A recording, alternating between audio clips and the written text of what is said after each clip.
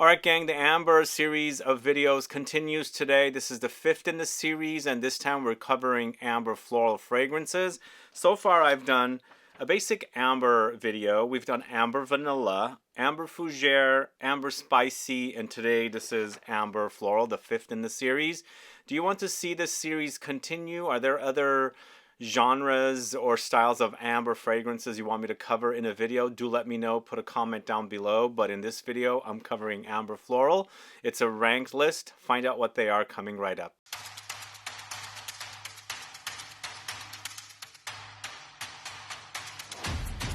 Thanks so much for tuning in. I'm Sebastian. I'm talking about amber floral fragrances.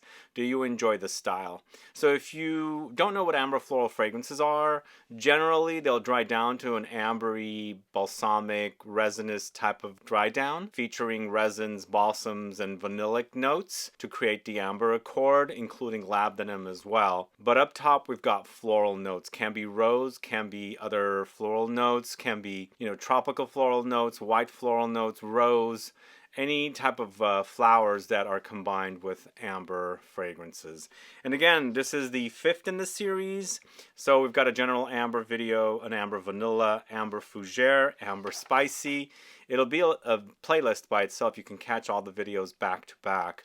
But let's get started with the list. Starting off with a fragrance from the house of New Notes. It's Bonbons à la Violette, this one right here.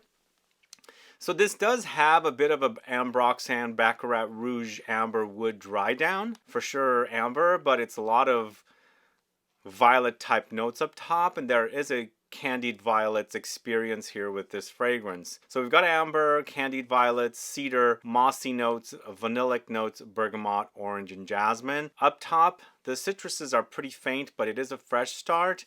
Eventually in the heart you get the violets, and definitely the idea of candied violets here, and they're actually crediting candied violets. Typically sometimes when I smell violets in fragrances it smells candied to me, but here they are crediting candied. And of course when it's drying down you get that kind of, I'm not saying it smells like Baccarat Rouge, but the idea to that, and it has that kind of amber woody ambroxan kind of a dry down. So starting off, it's New Notes Bonbons à la Violette. Moving on to a house called CARINE ROITFELD, and it's named after me. Well, not me personally, but Sebastian is the fragrance. So CARINE ROITFELD Sebastian is a fresh white floral start to a vanillic ambery dry down. It might come off a bit simplistic, but in the end it does have other substantial notes when it's drying down. But it's a tuberose bomb. It's white floral and very creamy, mixed in with the sandalwood note eventually intensifies the creaminess in the dry down. But along the way you also have this very interesting note of Immortelle, which is very autumn appropriate, and Immortelle creates that brown sugar caramel experience in fragrances, and mixed in with the vanilla you got this kind of a sweet ambery dry down along with the sandalwood in the base as well, starting off with a very fresh milky tuberose note. So that is Sebastian from the house of CARINE ROITFELD. Let me know if you're familiar with that one. Next, going to the house of Costume National. It's SUPERGLOSS, this one right here. This to me is a fruity floral amber. There's a lot of fruity notes in this along with the floral notes, so you get the best of both worlds, but eventually drying down to an ambery experience. It's red fruits, rose, orange blossom, lily of the valley. There's benzoin, osmanthus, patchouli, vetiver, and cedar. So the benzoin is what's creating our amber accord mixed in with patchouli, and then there's osmanthus also coming along the way to provide a bit of fruitiness. In the dry down it's lots of woods and earthy notes along with the benzoin to create that ambery experience, but along the way you have those red fruits, kind of the idea with the color of this bottle, and then of course you've got white floral notes in there as well to give you a nice combo of floral notes, fruits, and of course amber and woods in the dry down. It's not the most popular from this house, but maybe you're a fan of SUPERGLOSS. Let me know if you're a fan of the house of Costume National. Then moving on to the house of Liquide Imaginaire, it's Liquide or Liquide, this one right here. This is it right here. This to me is a amber floral musky fragrance. Lots of musk in this fragrance, which makes it super sexy. And definitely an underrated house that does release some really original fragrances that a lot of people don't talk about, but I think they deserve to be spoken about. Let me know if you're unfamiliar with this house. They do have a great collection. Liquide is one of their better fragrances, I should say, but they do definitely have some really great offerings. If you don't know about them, definitely seek them out. But this is white musk, saffron, mandarin, orange flower, vanilla, ambro fix, solar accord, cistus, coriander, carrot seeds, jasmine, and Georgie wood. Really nicely done. It's a great example of an amber floral fragrance, but a lot of musky notes added to it as well, and kind of comes off a bit powdery musky, makes for a very super sexy wear. So this is Liquide from the house of Liquide Imaginaire. Let me know if you're familiar with that one. All right, next up, going to a all-natural fragrance house called ORMAIE. This is TABLEAU Parisienne, this one right here. Are you guys familiar with this house? So I featured this in Mystery Box last year. I don't know if you guys discovered the brand that way. I think up until this fragrance, all of their fragrances were all natural. I think recently they started doing or adding synthetics in their fragrances. But this is a great example of a almost chypre-like amber floral fragrance. It features vanilla, tobacco, tonka, benzoin, tuberose, rose, spices, heliotrope, mandarin, petitgrain, and ginger. Lots of spices and citrusy notes up in the top and the heart notes, eventually settling to an amber in the base. It does act a bit like a chypre to me, a bit on the classic side as well, but very French style perfumery. Obviously it's called Tableau Parisienne, and they're kind of paying tribute to that kind of a perfumery that was born in Paris and things like that. Really great offering from this house. A very underrated house. That's ORMAIE, and it's Tableau Parisienne. Let me know if you're familiar with that house. Let me know if you'd like to see a video of their fragrances on the channel. And moving on to the house of PROFUMUM ROMA, it's DOLCI PENSIERI. DOLCI PENSIERI. Is it DOLCI? DOLCI? It's DOLCI. DOLCI PENSIERI is a great rosy amber floral fragrance with a lot of Bulgarian rose here. It's overdosed, along with geranium, which actually boosts the rosy aromatic touches of the rose in here. Along the way, you also have peony, sandalwood, and vanilla. So basically, lots of floral notes up top, drawing to a woody, ambery base with the notes that are in the base notes. And it might come off a bit like Portrait of a Lady, and I feel like it's definitely a chypre-esque amber floral fragrance.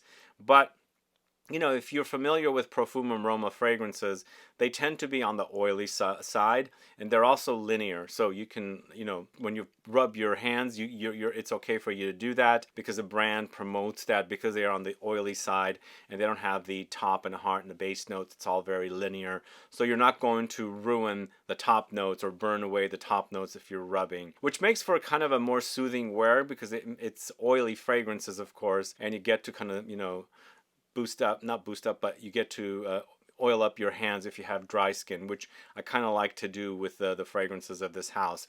But on the other end, it's a great example of an amber floral, but more on the rosy side. Lots of rose here, and you definitely experience the rose with the kind of vanillic ambery notes in the dry down. So this is DOLCI PENSIERI from the house of PROFUMUM ROMA. Let me know if you're familiar with that house. Then moving on to the house of TIZIANA Terenzi. This is Aphrodite, this one right here. So the brand does some really great fragrances, and also some fragrances do remind me of other fragrances. This to me is fairly original for the house, and most likely very underrated. It's not one of the top fragrances of this house, but I really love it, especially for the fact that it mixes lilac as a note. One of my favorite floral notes in fragrances. Really love the smell of lilac flowers in the springtime, and I think they've done a great job here. So it's basically lilac with white currant, white musk, white peach, neroli, ambergris, ebony, tuberose, iris, geranium, and vanilla. So it sweetens up when it's drying down, but it's powdery, but lots of flowers and fruits going in. It's a beautiful, gorgeous, fruity floral amber fragrance. Really wonderful offering. It's definitely, again, as I said, one of the more underrated fragrances from this house, but definitely one of my favorites from the house for sure. So this is Aphrodite from the house of TIZIANA Terenzi. That is at number 14. Moving on to number 13, going to the house of Tom Ford, it's Soleil Blanc. As you can see, I've got all different kinds of amber floral fragrances. Here we've got a bit more of a beachy, tropical take on an amber floral fragrance. So we've got Coco de Mer here, benzoin, tonka beans, Ylang-Ylang, jasmine, tuberose, and bergamot. So it's the benzoin and the tonka beans that are in this fragrance that is creating the ambery effect in the fragrance, but lots of tropical flowers and a bit of fruity coconutty touches up top as well. So it acts like a very tropical fragrance, but in the end it settles to an amber, starting off with fruits and flowers and going into a very tropical, beachy, almost sunscreen or suntan lotion direction. One of the best from this house, Soleil Blanc from the house of Tom Ford. Let me know if you're familiar with it. So up next, going to the house of What We Do Is Secret, formerly A Lab on Fire, with a fragrance called Messy, Sexy, Just Rolled Out of Bed. What do you guys think of that name? This is a fragrance created by Dominique Ropion, and definitely one of their best, most popular fragrances, I think, because I think it's a super delicious kind of a amber floral gourmand fragrance. It features toffee with heliotrope. There's vanilla, tonka, musk, peach blossom, whitewoods, bergamot, amber, and rose. So there's lots of flowers here, but also gourmand notes mixed in with the ambery notes. So in the end, you've got more of a gourmand amber floral fragrance, which is super delicious, and I like these kind of fragrances to begin with. The floral notes, of course, always adds a freshness, and you can experience it here in this fragrance, but then the gourmand notes and the amber notes provides a lot of depth here for an ambery experience, but also a gourmand experience. This is definitely one of the best from this house. What We Do Is Secret. Remember I said it used to be called A Lab on Fire. I think there's been some weird issues. I don't know the details, but they changed their name. But this is Messy, Sexy, Just Rolled Out of Bed from that house. Moving on to the house of Ella K. It's Letter to Pushkar, this one right here. So this one is a fragrance created by Sonia Constant, and really delicious, kind of a spicy saffron leathery take on an amber floral. The rose is very prominent here. It's about the rose and the saffron mix really beautifully together. And you also have oud here. There's nutmeg, cinnamon, vetiver, patchouli, and amber. So it's warm, spicy with a lot of spices. It's definitely got that kind of exotic smell to it. And of course, very Middle Eastern. That saffron not only provides that kind of exotic Middle Eastern kind of a spiciness, but also a leathery edge to the fragrance. A bit more like fabric and suede leather. But a really gorgeous creation from this house, one of my favorites. This is Letter to Pushkar from the house of Ella K. Later, moving on to Al Jazeera, this is Malachite, this one right here. So Malachite is a musky, oudy take on white floral notes, but to me, even though it says there's rose in here, I get more of a white floral musky experience. There's lots of cashmere on here, oud, musk, patchouli, sandalwood, and rose, but it's a super delicious, super sexy concoction, and I think if you haven't discovered this house yet, definitely seek it out if you can. I'm hoping that they're going to eventually release their fragrances here in the States. People are asking for them. They definitely have some great creations, all of them created by master perfumers, and this is definitely one of their one of my most favorite from the house. It's very musky and ambery and lots of floral notes in here as well. It's Malachite from the house of Al Jazeera. Definitely check out the brand on the channel. I've got a video on the channel. Moving on to the house of N. Micallef. This is Ylang in Gold, this one right here.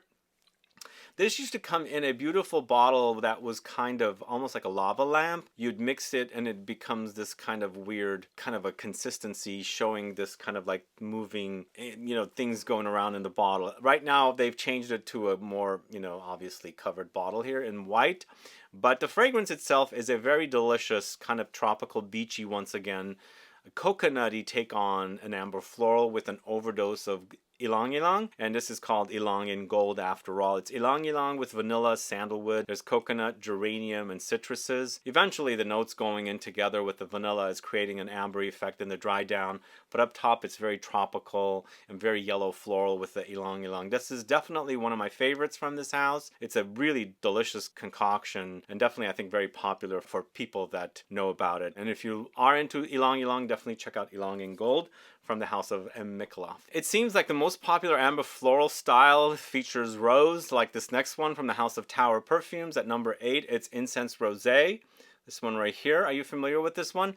This is definitely one of my favorites from the house of Tower Perfumes. It's also quite fizzy for an amber floral fragrance. It has a lot of myrrh, and I think it's the myrrh that's creating this kind of fizziness. It's almost like rose cola effect happening here, if there is such a thing. I don't even know. Do you think there is something like a rose cola? In the end, it's incense, rose, clementine, cardamom, myrrh, resins. Really delicious. It does have that Tower DNA or Tower Perfumes DNA, Tower Odd. It's called Tower Odd.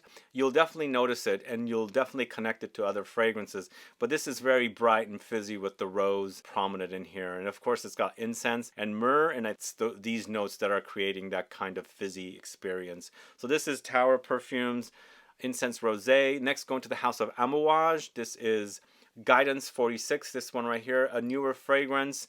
So definitely the original has been given the amber floral experience and intensified and made for a more potent variety, featuring akigala wood, ambrette note, rose, rose water, pear, sandalwood, frankincense, bitter almonds, hazelnuts, osmanthus, saffron, jasmine, sambac, and a lot of other notes. So to me, this seems like a signature for Quinton Biche. It's actually kind of a fragrance that he's already done called Delina, but of course it's changed up for a Amouage take on that fragrance. To me, I get that kind of milky lactonic effect that is in Delina. It's here too. They don't smell alike, but it's almost like similar notes and then additional notes as well. I think he creates some really amazing fragrances, Quinton Biche, but I feel like they're utilizing similar notes but changed up a bit for each different fragrance. Does that make sense to you guys? Do you get a connection to Delina when you wear Guidance from the house? But again, this is Guidance 46, so it's a more ambery take on the original with a lot of floral notes and of course fruity notes as well. But a really great offering, I think. Guidance 46 from the house of Amouage. Check that out if you don't know it. Then moving on to a house called Tamine. It's Peregrina, this one right here. Peregrina, yum, guys. This is so yummy. It's, once again, lots of rose. There's rose here with caramel, vanilla, amber, myrrh, powdery notes, white musk, jasmine, gardenia, lily of the valley, and ylang-ylang. A lot of flowers in this one. It also acts like a bit like a candied floral amber fragrance. It's almost like candy. Like when I spray this on, it almost smells like this super delicious, very expensive, decadent candy. Not like chocolate or anything like that, but just like a rosy candy or something. But super delicious, very amber for sure, lots of flowers, intense experience, and sticky sugary when it's drying down with the whole caramel idea, but an overdose of rose. So this is Peregrina from the house of Tamine. Let me know if you're familiar with that. Then moving on to the house of Xerjoff at number 5, it's 400. Yeah, 400 is definitely one of my favorites from this house. I really love it. It's a tobacco fragrance once again, but again, these are speculated notes. They don't publish notes for the Join the Club collection of fragrances. To me, I get more of a tobacco floral note with this one. So in the end, there's honey, tobacco, vanilla, orange blossom, bitter orange, ylang-ylang. A lot of floral notes once again. The honey vanilla combo is giving you that ambery effect. And you know, you've got, is it tobacco blossom? You get tobacco blossom. It doesn't smell smoky. There's no smoky touches here, but tobacco creates a little bit of a dirtiness. And they call it white tobacco. Again, these are speculated notes, not the actual published notes, because they don't publish notes. This is what people get from the fragrance. And I agree. I don't know if it's white tobacco. For me, it's more of like a tobacco flower instead, but I agree with the other notes. But in the end, it's a super delicious fragrance from this house. 400 from the house of Xerjoff. Let me know if you're familiar with that. All right, we've got 4 more fragrances left. The next fragrance going to the house of Paris Monte Carlo, my favorite fragrance from this house. This is Rose de Taif Extrait. This is a super delicious rose bomb. It's lots of rose, and the Extrait is where it's at. Recently featured this in a video of which version. So do you go for the EDP or do you go for the Extrait? I highly recommend the Extrait because it's the best, and also it's more amber floral to me in comparison to the original in EDP. But this is Taif rose, damask rose, rose, geranium, lemons, amber, rome, nutmeg, bergamot, elemi, cloves, musk, and Peru balsam. Quite balsamic, quite ambery for sure in the dry down, but it's an overdose of the Taif rose and the damask rose, and also just the rose.